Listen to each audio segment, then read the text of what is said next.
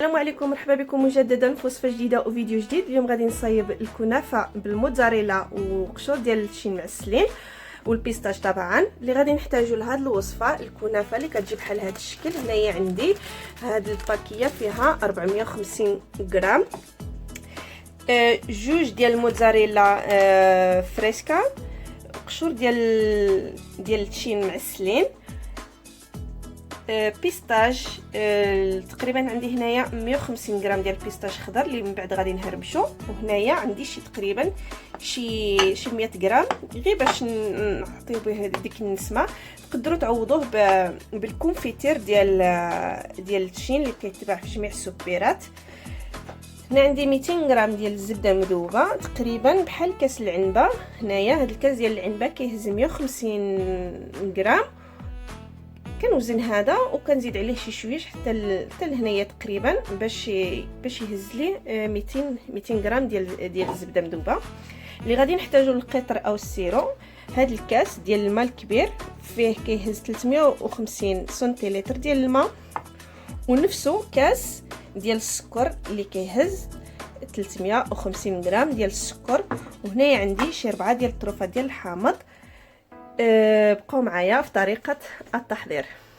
Bienvenidos una vez más. Hoy vamos a preparar una receta de dulce muy rica y muy fácil y rápido de hacer. Es pasta kataifi o masa kataifi con mozzarella y piel de naranja caramelizada. Para ello vamos a necesitar pasta kataifi que viene así y luego lo voy a cortar. Aquí tengo 450 gramos.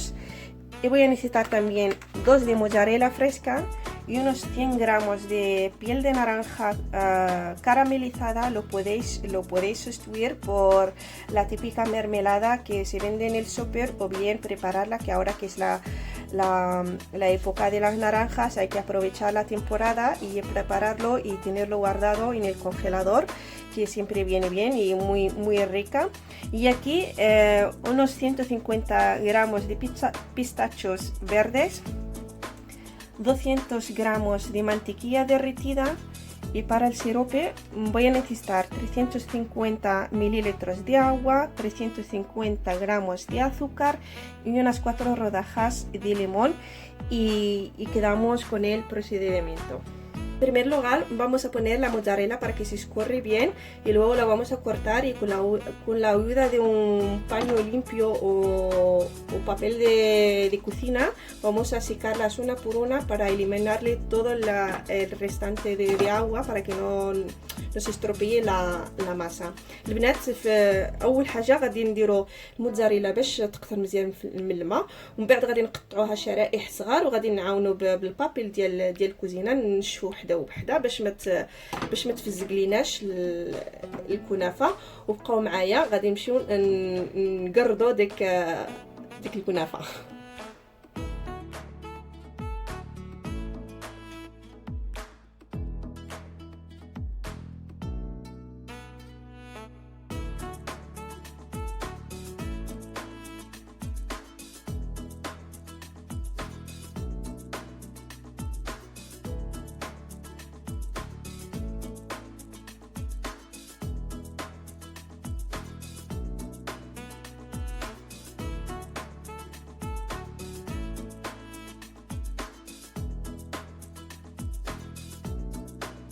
المهم البنات تستمروا هكذا، تقطعوا هكذا. تقدروا تستعنوا بالمص ديال الخبز او بالمقص، حتى هو كيجي ساهل. Bueno, y vamos siguiendo cortando la pasta con la ayuda del cuchillo de serra, o bien con unas tijeras, que también puede ir fácil.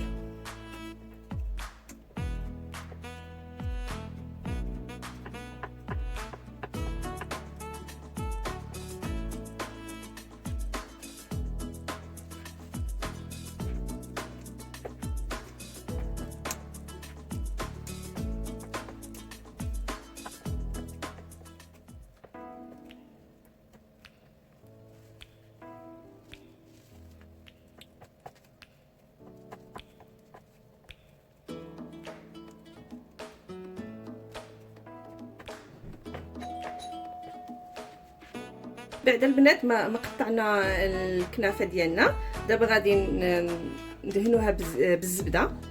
Bueno, después que tengamos la pasta ya cortadita, la vamos a untar o bien empapar con la mantequilla.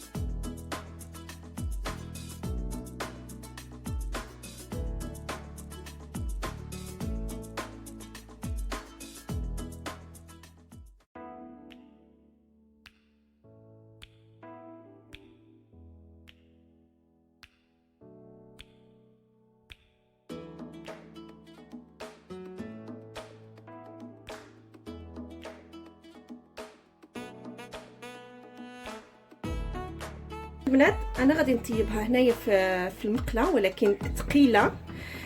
نتوما تقدروا ديروها في الصينيه وديروها في الفران، عندكم الاختيار. شخصيا انا كتعجبني نطيبها يعني في المقله وتكون ثقيله وتطيب على نار مهيله بزاف. المهم خليكم معايا. Lo que decía que yo lo voy a cocinar en la sartén, pero tiene que ser sartén de estas que son de doble capa.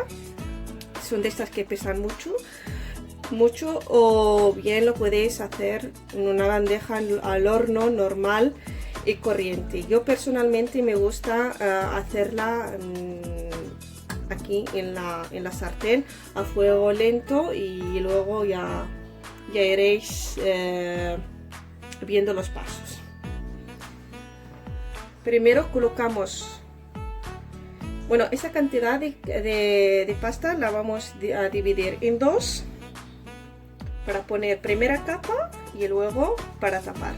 البنات هاد الكنافه غادي نقسموها على جوج كما كتشوفوا باش نديروا القاع ويبقى لينا باش نغطيو. كنظن هادشي كافي.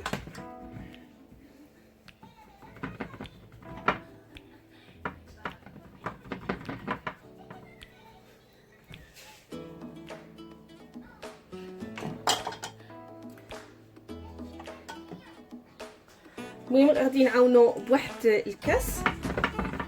Vamos ayudando con el vaso, así para que sea una superficie llana. Así apretamos para que sea como una pieza de pasta.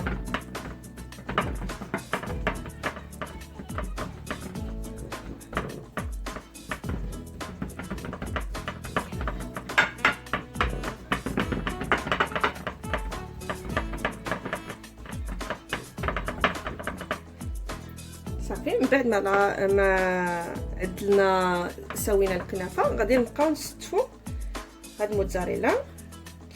Bueno, vamos colocando la mozzarella tal como veis.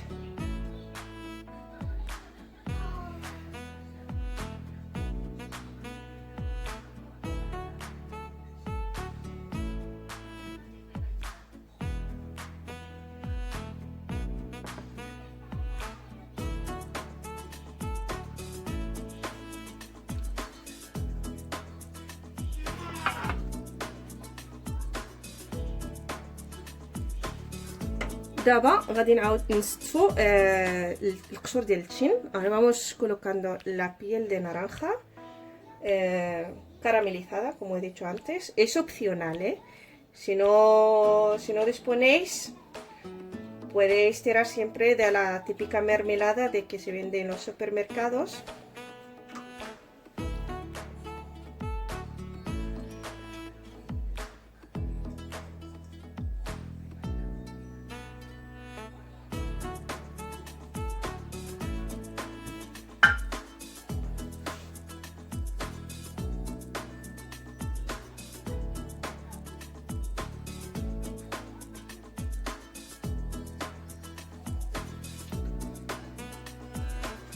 ودابا البنات غادي نخبوو عليه داكشي اللي بقى لنا من الكنافه. Y ahora vamos a echarle toda la pasta restante o la cataife restante para tapar todo eso.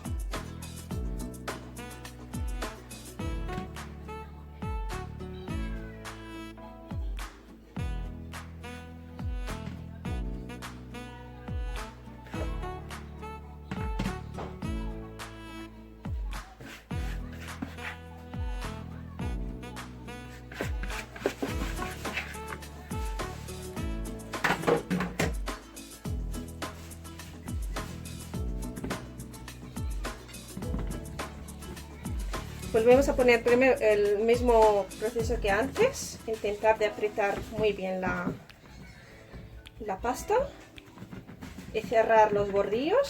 البنات نحاولوا نضغطوا مزيان باش تبقى لنا بحال بياسه وحده، بالاخص على هاد الجوانب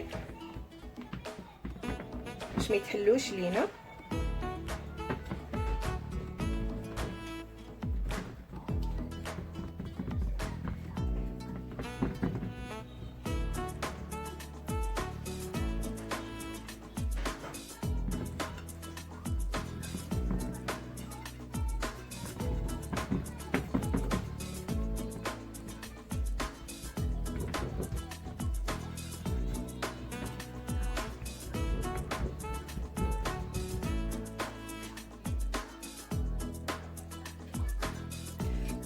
نهزو واحد التبسيط يكون شويه ثقيل ويكون هكذا مدور. Vamos un vaso, un plato, perdón, que sea un poco resistente, un poco pesado, para que sea llano, redondo y llano, para regular un poco la forma.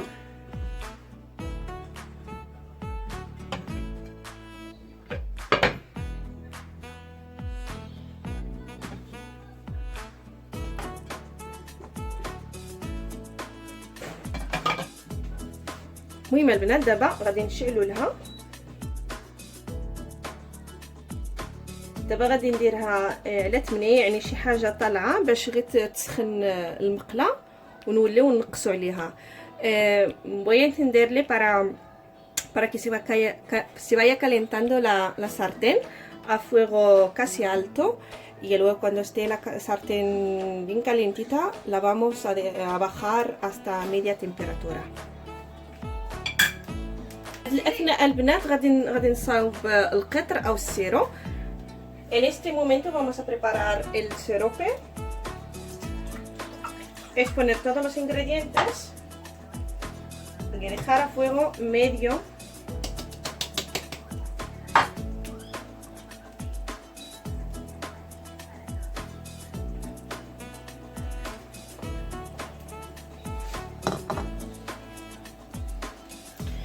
Dejamos el sirope hasta que se espese un poco y ya está, lo paramos. Suele tardar unos 15 hasta 20 minutos. بدات نخليو حتى يعقد شويه القطر ديالنا وغادي نطفيو عليه كيتعطل شي 15 حتى ل 20 دقيقه. المهم هنايا غادي نشوفوا كيفاش غادي يبقى فينا لينا في الاخير. بنات من بعد ما المقله صافي سخنت نقصت ليها، خليها حتى 5 يعني مويه، وغادي نغطي عليه ومره نبقاو نشوفوها باش ما تحرق ليناش من التحت. مين نشوفوها صافي دخلها الطياب وبدات كتحمر من التحت غادي نقلبوها طبعا باش تحمر من الجهه الفوقانيه. Vamos vigilando en vez en cuando para que no nos queme de parte de abajo. Una vez que esté tostadita por de abajo, le vamos a dar la vuelta para que se tueste o se dore la parte de arriba.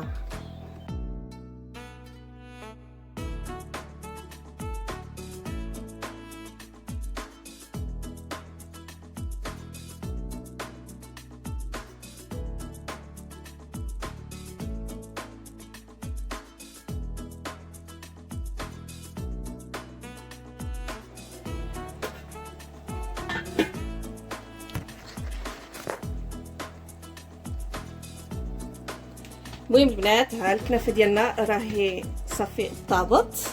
شوف ما شاء الله كيفاش تنفخت بداك الموتزاريلا اللي فيها الداخل. Bueno, ya nuestro postre ya está casi listo. Mira cómo está hinchado por la mozzarella que hay dentro. Y el sirope también ya está. القطر حتى هو راه وجد. بيستاج حتى هو هرمشتو. Los pistachos ya están picaditos. Y nada, apagamos y le echamos el sirope en caliente. البنات كما كتعرفوا غادي نديرو القطر لا سخون.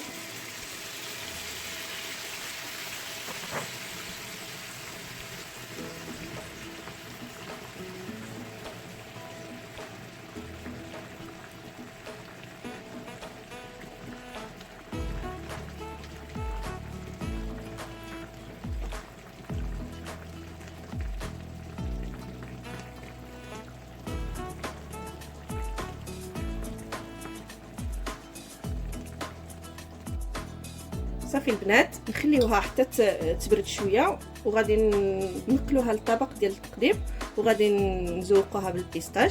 Bueno, lo dejamos que se enfríe un poquito y lo traspasamos al plato de presentación y luego lo decoramos con los pistachos verdes. Aquí ha llegado ya el resultado final de la receta de hoy. Espero que os haya gustado la receta y que la probéis. Y no olvidéis de darle like al vídeo y suscribiros si aún no lo habéis hecho y dejarme un comentario. Y muchísimas gracias por llegar hasta aquí y nos vemos en la próxima receta. Y hasta entonces os digo adiós. المهم البنات، هذه هي النتيجه النهائيه ديال الوصفه ديال اليوم. نتمنى ان شاء الله تنال الاعجاب ديالكم وتجربوها. ما تنسونيش باللايكات ديالكم والدعوات، واتمنى ان شاء الله تبارطاجيو الفيديو مع الاحباب والاصدقاء والاقارب باش تعمل فائده ان شاء الله. واستنوني في وصفه قادمه. وشكرا لكم على حسن المتابعه. ومن هنا لتما نقول لكم تهلاو لي فراسكم وبسلامه عليكم.